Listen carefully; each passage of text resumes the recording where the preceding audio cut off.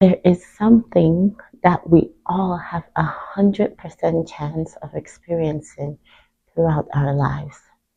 And as Africans, I believe we could be more sensitive in this area and just learn how to cope and deal during this period.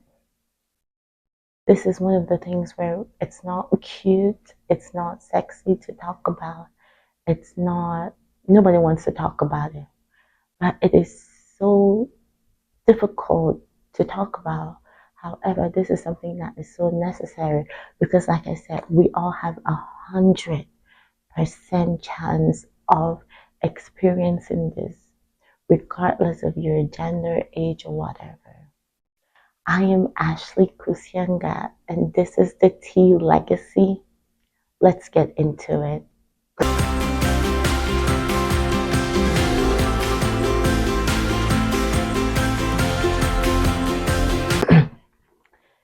So, growing up, I grew up with my grandparents, like you know from the other videos, and I believe I was 11, 12 years old. I was in boarding school, and it was the last day of school, so we were about to leave. I was going to go find my grandparents, to go home because my grandmother always comes to pick me up. And I was going down the stairs to go, to head out to the exit, and someone stands in front of me. They're like, "Do you know who Ashley Kusia is?" I was like, "That's me." They told me the principal wants to see you. They need you in the principal's office. Okay, I'm not going to say I was the best student growing in school. However, I was still pretty young, so my escapades had not started yet, I would say. So I was like, but why does the principal want to see me? That was weird to me, right? And it was just so interesting. She stood in front of me. I was walking down with a friend, and she asked me, God is intentional. That's all I would say. Um, so I was headed to the principal's office. I was so tiny. So I was headed there. I was like, oh, what has happened? What am I? So I entered the principal's office and I see my uncle sitting there. I was like, okay, this is weird. The principal tells me to sit down. I sat down and no, I said, no, I'm okay, I'll stand. She said, no, sit down. So I sat down very apprehensively. And then she told me that my uncle came and they wanted to let me know that my grandmother had passed. I was okay. I was like, why do you need to tell me in the principal's office? That was honestly, that was my first thought. Now, looking back, he just did not know how to break the news to me. Whenever you see my grandmother, you see me. Everybody would say Granny's handbag, right? Like she always had me with her. That was the person I was like. You see me, my grandmother is a couple of steps behind. You see my grandmother, I'm like, if ever she goes to any place and I'm not there, everybody's like, "Where's Ashley?" Where's... So he had no clue how to break the news to me. And I realized that we really struggle when it comes to loss. I remember whenever he had told me, of course, I was bawling my eyes out and we were driving back. So the funny thing is, I would have gone to the car and her picture would have been on the car because that's how we do it back home, right? We put pictures everywhere so people would know like this person has passed. So thankfully that did not happen and I wasn't just shocked into it. Went back home. Everybody was watching me. Everybody wanted to see how I would react. My grandfather later, he even told me, he was like, I put up all the sharp things, all the knives. I was so surprised. Everyone was so worried about me. They didn't know how I was going to react, how I was going to, because this was the first big loss I had ever suffered. Like I didn't even, people had died, but this was the first significant loss, and people did not know how I was going to handle that grief, you know. So it was really, everyone was so confused. He said he didn't know if I was going to hurt myself. And I think this is the deepest conversation my granddad and I have ever had, where he didn't know how I was going to handle it, if I was going to hurt myself. So they were all watching me for like the whole week. I was back home wanting to see how I was doing and stuff like that. But that was the only conversation we ever really had about the laws. And I don't think anybody really ever asked me, so Ash, how are you feeling? It wasn't something that was they were preoccupied with. They just did not want me to. They were worried about the physical, but not really about the emotional. I remember I knew I was going to be okay. I don't know how, but I knew. I knew this was it was very weird because I was rationalizing. I was so young. I knew I was going to be okay. I knew this was not the end. Like, death is a part of our lives and she's gone, but I'm going to be okay. I really, honestly, I really felt that. I don't think I broke down till when I had to go back to boarding school. The first night I went back, I was in Form 3. That was a fact. Oh, Form 3 was a hard year for me.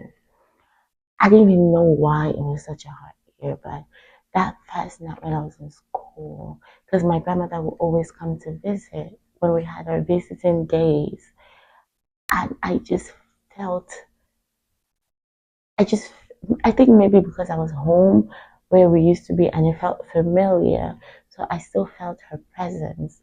But whenever I was home, I went back to school, I cried so bad that night. I was so sad. I was just ready to, like, but I didn't even know why. In retrospect now, I know, but then I was just like, oh my God, this is so depressing.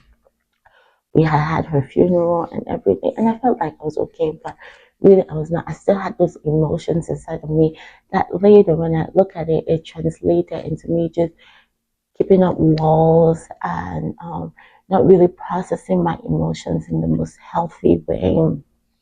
So, and it's one of those things where people will say, oh, you're going to move on from this. But grief is something that is so different for everybody. And those are sort of the things that we have to acknowledge, right? We have to acknowledge those differences. People process it in different ways.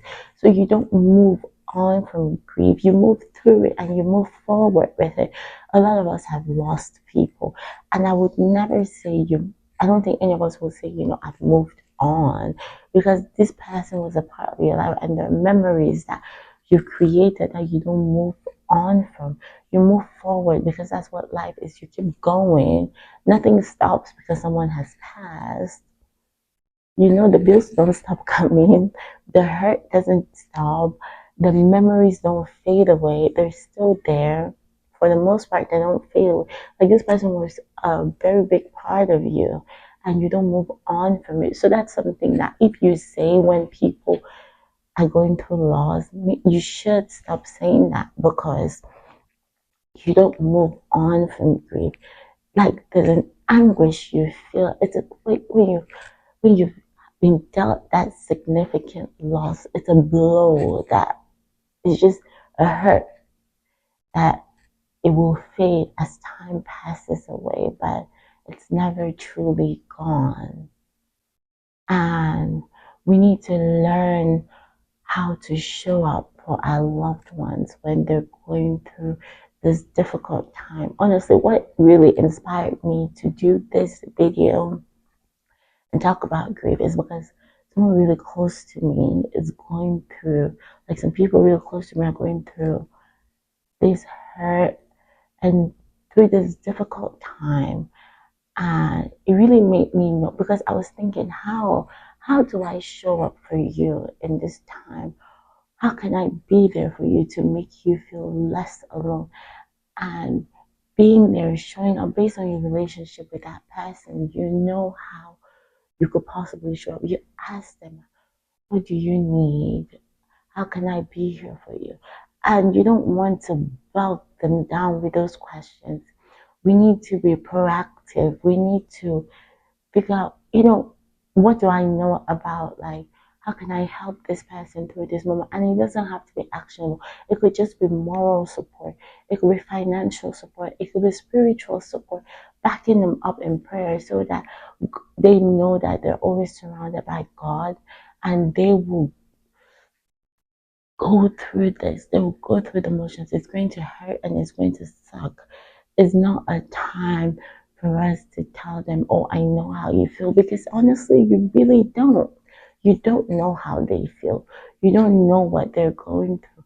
You may have experienced that loss, but you don't know how they're feeling. And you have to give them a chance to tell you how they're feeling.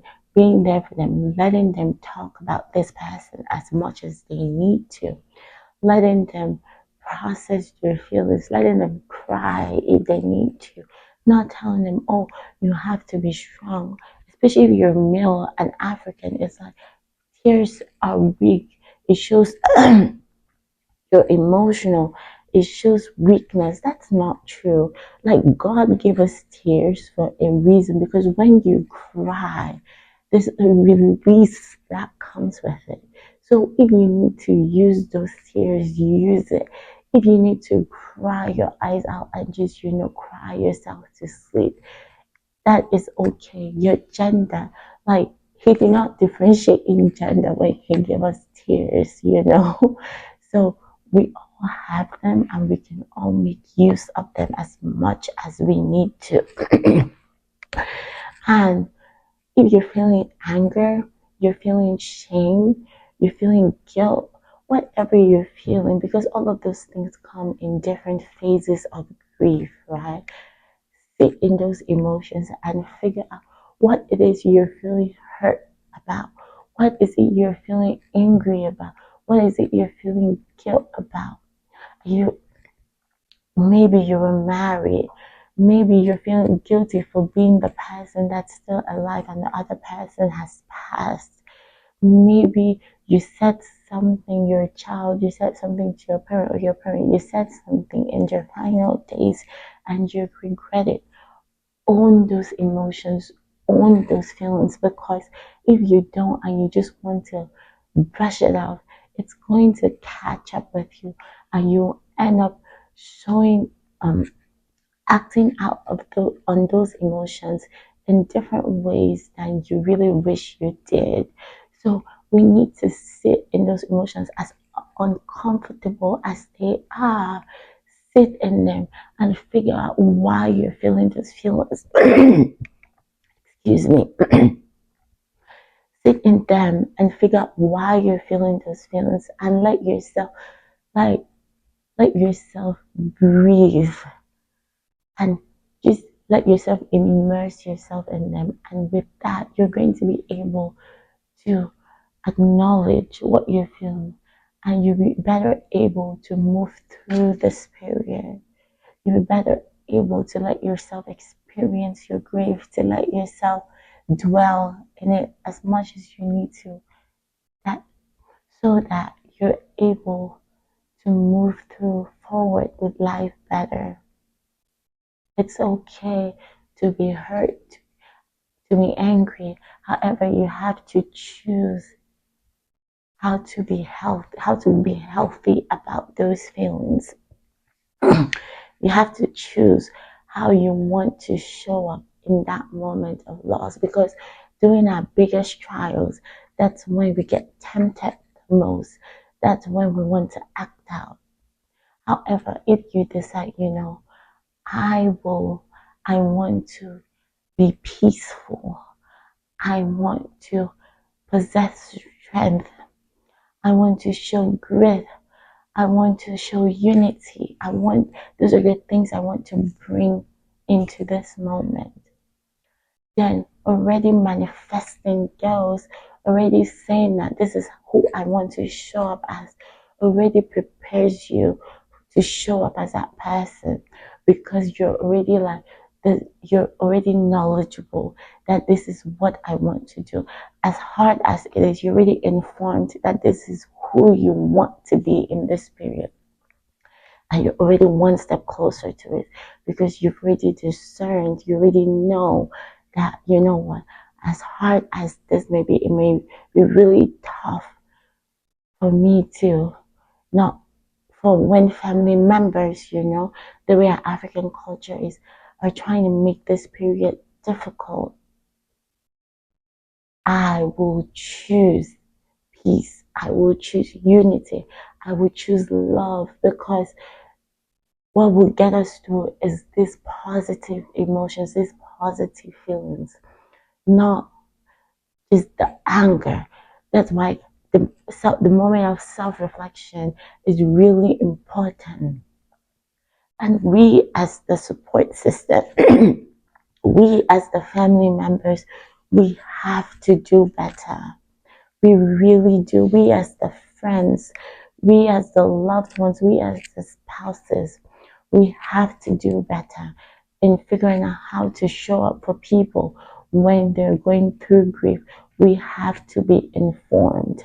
We have to realize that this person is going through a significant loss, and we cannot make it harder and more difficult for them. We have to decide, make it a conscious decision. What I would choose to do is be there for this person, for these people, support this person, support these people, support this family, not sit in the funeral or at the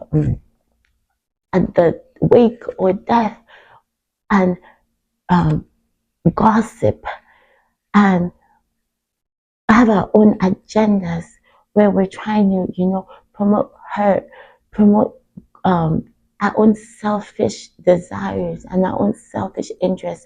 That is not the time to be sitting and saying, "Oh, who killed this person?" Who, especially when the family is around, where it's like you're having them focus on you when they should be focusing on dealing with your loss. It's not, it really is not about you. It's not, it's about them, the person who has died, your feelings. That is the single most important thing then. Your confusion, your suspicions, all of those things are not the heart of the issue. Those things don't matter. Maybe down the line you can sit and be like, "Oh, I was unaware of these circumstances and what all transpired." Maybe if you felt necessary, but honestly, the person has passed on.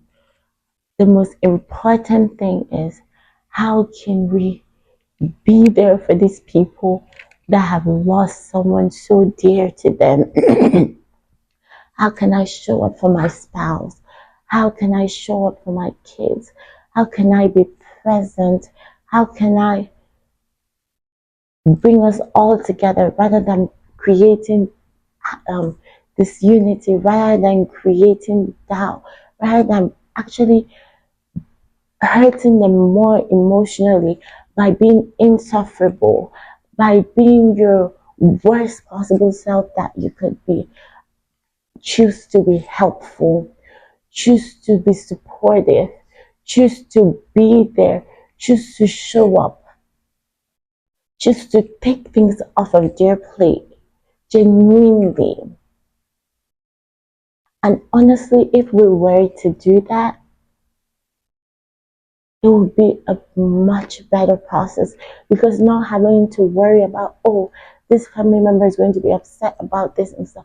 Choose communication, effective communication. Choose to process and choose not to be selfish. Choose not to make it about you, especially when it really is not about you. Yes, your feelings are valid. Yes, you're most likely going through a hurt too. However, there's people who are closer to this than you are. Friends and family, when you go to support people at the funeral, like, stop the gossiping. You really don't even know what happened. You like, so shut up, honestly. You know what they say, if you have nothing good to say, just stay quiet. Like, use your silence. And that might seem harsh, but it's so emotionally draining when you sit at a funeral and you're like, oh, that mommy was, oh, that papa was, oh, that child was, oh, and their children are such bad kids or whatever. Like, why are you here? If the only thing you have is something negative, stay at your house. You weren't forced to go there. I'm like, honestly, no, I'm not sorry, because these are things that we really need to talk about.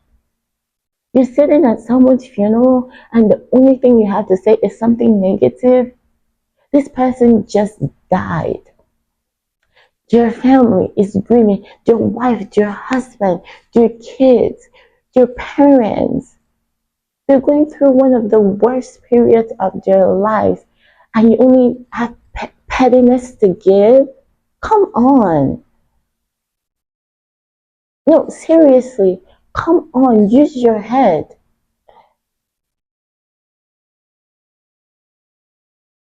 Or you're fighting over food, or you didn't get food when you went there, or these people don't have much, or these people are selfish.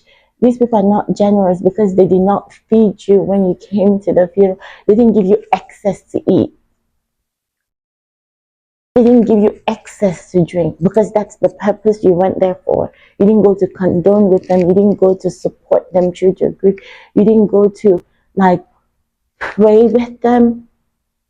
You went expectant of feeding yourself and maybe all your gazillion kids that you dragged along with you. Or you went there expecting special treatment because it's about you. Oh, I wasn't acknowledged. I'm sorry, what? When did this become about you? No, you went there to be supportive. You went there to show your support. You went there because you know that they are going through a very difficult time and are not processing things as they would normally do, because grief does that. Like, honestly, we need to do better. And even after it, we need to check up on these people, on your loved, on people who have lost their loved ones. We need to show up for them, support them. What can you do? Go through your archives. You know what people typically need during this time, what this person who's close to you would possibly need. Call them, support them emotionally, support them financially, support them spiritually. No, let them know they are not alone. However, still give them like a good amount. I'm not saying call them every 2 hours every day, because that would just get bothersome. However, there's a way you can show people that you're there for them without necessarily just being like vultures on them. Because here's the thing, people express their grief differently. And for some people, they don't really process it until later. And that's another thing. Honestly, if you're grieving and you need support, if you need a support group, we have to educate ourselves as actors. Honestly, we do. You need a support group. You need to talk to someone.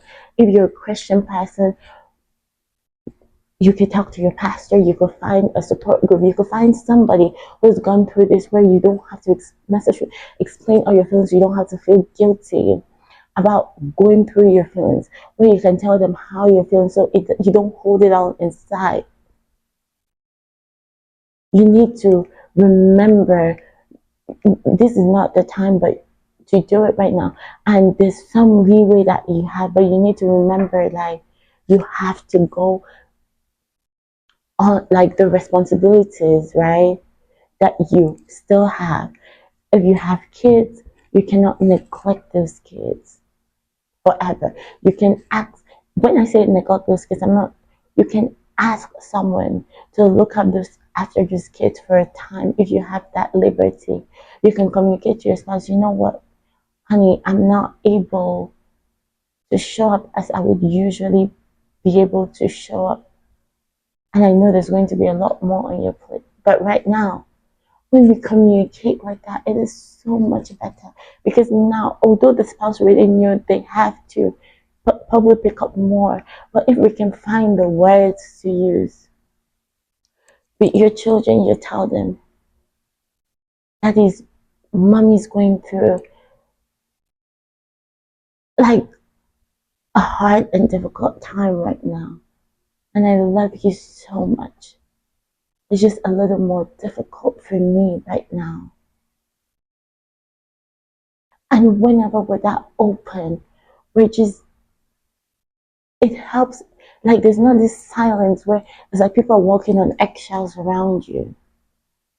We need to recognize our emotions so that we can communicate. We're actually like going through our processing time, and we need to be sensitive enough to realize that this is actually a very emotional time for these people, and we need to figure out the resources that we need. So people go through deep depressions whenever they're going through grief. I know this is not something we're accustomed to talking about, right? But people even become suicidal after a loss. People don't know how they're going to live their lives after this difficult loss they've experienced. It's up to us, their support system, to be there for them. And honestly, there's also some responsibility on you and us who are going through grief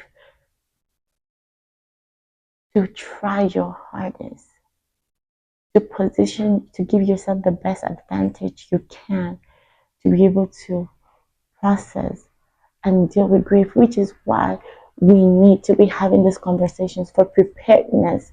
Because, guys, all of us, if you've not experienced grief, there's someone you know that has experienced grief. All of us will experience grief. There is, because there is a 100% chance that all of us will die. And we're so interconnected. I don't say this to be insensitive, it's just the truth. So we need to be talking about these things. We need to set ourselves up for success, prepare the best that we can for when these times come. We need to be open. We need to recognize our needs. And if you're close to somebody, you need to be vigilant to see what they're going through, to see, talk with them, show interest in their feelings so that you can be able to pick up if they need more support and bring it up to them. And you, as the person who's grieving, your strength comes from God. There is nothing that He hasn't equipped you for. I am not saying it's not difficult. However, we need to endure. And we know that. We know that our help comes from God. And this is the journey of life. We just have to make the best of it accept the support He sends to us through the people in our lives. Use the support and just let Him love on you, support you through everybody that you encounter. Don't focus on the the chatter. Don't on focus on the positives. Focus on the people who are there. Focus on the people that are showing up because that is who He is using. Thank you so much for being here. Thank you so much for having this conversation with me. I hope I added just a little bit with the help of God to whatever need it is that needed to be filled with this conversation. Thank you so much, and I will see you at our next conversation.